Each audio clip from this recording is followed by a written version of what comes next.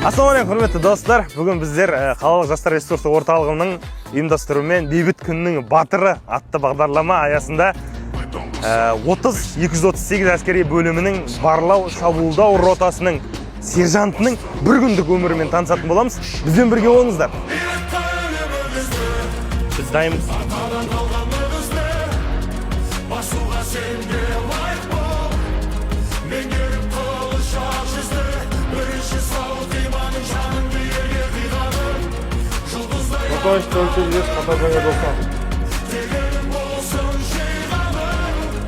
Короче, автомат аламыз қазір.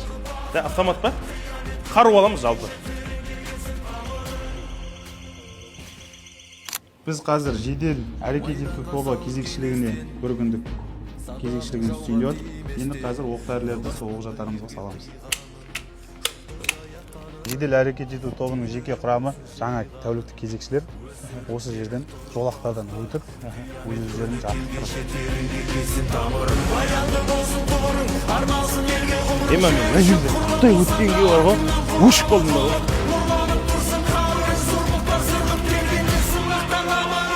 Айбарлы әскер жиылсын, тарихты мүлдем ұмытқан өзегі жаудың қиылсын. Құрметті достар, окоптағы ұрыс жағдайымен таныстық жалпы. Енді оңай емес екен, шынымен. Елге қызмет ету де оңай емес, елді қорғау да оңай емес қой жалпы. Еліміз аман жұртымыз тыныш болсын. Демалыс орнына келдік. Жауынгерлердің екі ауысымы болады екен, сергек және демалыс ауысымы. Енді жедел әрекет ету тобының басшысы және де сергек жауынгерлер осы жерде отырып домино ойнайды, шахмат ойнайды, телевизор қарайды. Және демалыс ауысымында мына жерде жауынгерлер осы жерде ұйықтайды, демалады. ГБР, нападение на КПП. Нападение на КПП. Қабылдадым.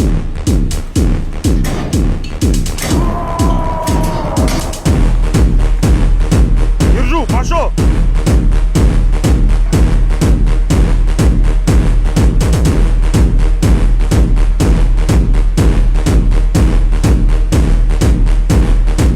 Ұнады маған, шынымен. Егер салмақ тастағыларың келсе, спорт емес, жігіттер. Әскерге барыңдар.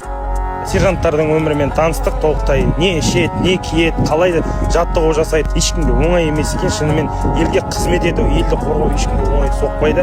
Сол себепті баршаңызды осы тіркеліп қойыңыздар, комментарий жазып кетіңіздер, пікірлеріңізді жазып кетіңіздер. Тұрғат, сізге үлкен рахмет. 238 әскери бөлімі жасасын.